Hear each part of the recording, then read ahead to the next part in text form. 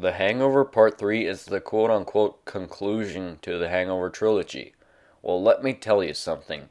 If it's marketed as a conclusion and you even give it the tagline, "The End," then why don't you end it? The story is that Doug is held hostage by a fat guy played by John Goodman. So the rest of the wolf pack have to bring him chow in order to save their friend. But it all turns into a tug-of-war with the wolf pack between John Goodman and Chow. I was looking forward to The Hangover Part 3, mainly because I surprisingly enjoyed The Hangover Part 2. I don't know, maybe I have a thing for repeated formulas. Another reason I was looking forward to this movie was because the tagline said, "The End," and the commercials even stated, "The epic conclusion to the Hangover trilogy."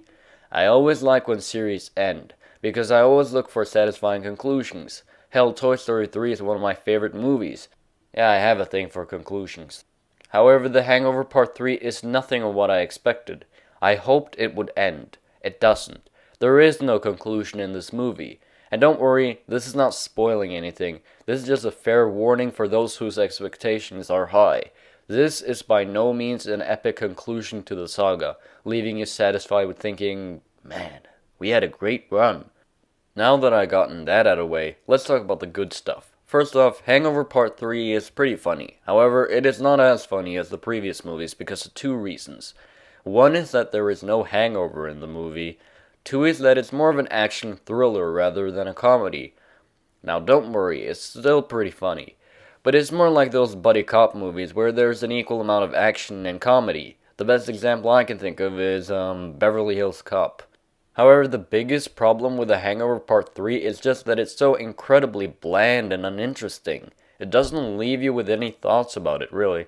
Other than that it was a huge missed opportunity.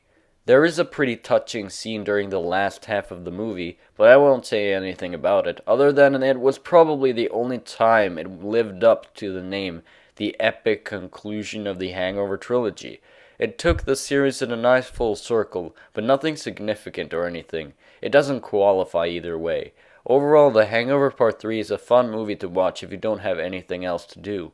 I mean, it's still a pretty funny movie to watch with friends. But it's by no means the best comedy of the year so far, and you probably won't be satisfied with it.